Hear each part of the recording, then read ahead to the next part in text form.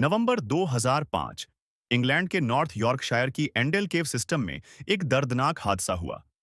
14 साल का Joseph leisure अपने 10 स्कूल साथियों के साथ, जिनमें उसके दोस्त चार्ली और एमी भी शामिल थे, अपने गणित के शिक्षक और एक 17 वर्षीय अनुभवी गाइड के साथ केव एक्सप्लोर करने गया था। ये गाइड उस गुफा प्रणाली को अच्छी तरह जानता था।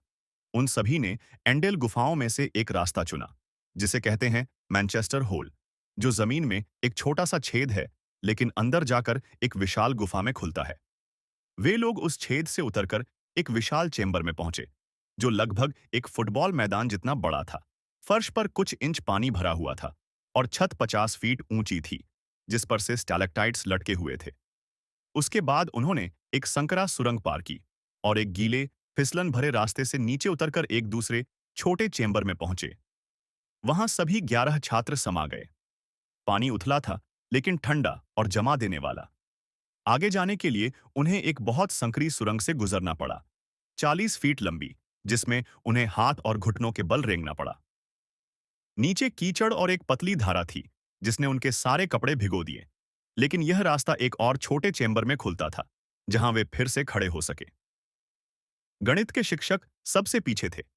जैसे ही वह अंतिम चेंबर तक पहुंचे, गाइड अचानक चिंतित हो उठा।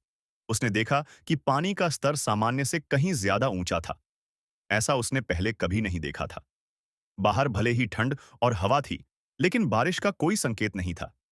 फिर भी अंदर गुफा में सभी बच्चे ठंडे पानी में खड़े थे। उनके जूते पानी से भर चुके थे और हिलने की भी जगह नहीं थी। हालात और भी खराब हो गए जब पानी लगातार बढ़ने लगा, कुछ छात्रों के घुटनों तक पहुंच गया। गाइड अब समझ चुका था कि उन्हें तुरंत बाहर निकलना होगा। उन्होंने वापसी का निर्णय लिया और एक एक कर बाकी छात्र उनके पीछे। लेकिन तभी एक तेज ठंडे पानी की लहर गुफा में घुसी और चैम्बर को भर दिया। अब सुरंग के अंदर शिक्षक और 9 छात्र थे। गाइड, एमी और जोसेफ आखिरी बचे थे। वे भी सुरंग में घुसे, लेकिन बच्चों से भरी उस सुरंग में आगे बढ़ना नामुमकिन था। तीनों फिर से पिछले चैम्बर में लौट आए, जहां अब पानी और भी ऊपर तक पहुंच चुका था, लगभग डूबने की हद तक। गहरी सांस लेकर वे फिर सुरंग में दाखिल हुए। गाइड सबसे आगे चला, उसके पीछे एमी और जोसेफ। जैसे ही वे पिछले चैम्बर तक पहुंचे, गाइड ने एमी को जोर देकर बाहर धकेल दिया, लेकिन जोसेफ बाहर नहीं निकल पाया। पानी लगातार चढ़ रहा था। गाइड ने उसे बचाने की कोशिश की, लेकिन शिक्षक ने जोर दिया कि बाकी 10 छात्रों को पहले सुरक्षित बाहर निकाला जाए। जोसेफ लीजर उस तंग सुरंग में, जहां सांस लेने की भी जगह नहीं बची थी, डूब गया। बाहर आकर समूह ने तुरंत आपातकालीन सेवाओं को सूचना दी। जब वे बाहर निकले, आसमान साफ था, तेज हवा चल रही थी, लेकिन एक बूंद भी बारिश की नहीं हुई थी। बाद में पता चला कि उसी दिन तेज हवाओं ने पास की स्कार हाउस रिजर्वॉयर से हजारों गैलन पानी बाहर धकेल दिया था।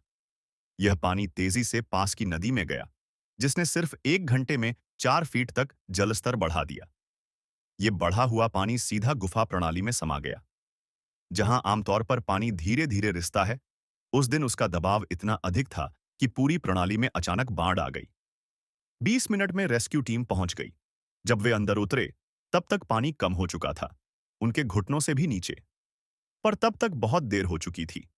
उन्हें जोसेफ लीसर का निर्जीव शरीर अंतिम चैम्बर से पहले की तंग सुरंग में पड़ा मिला।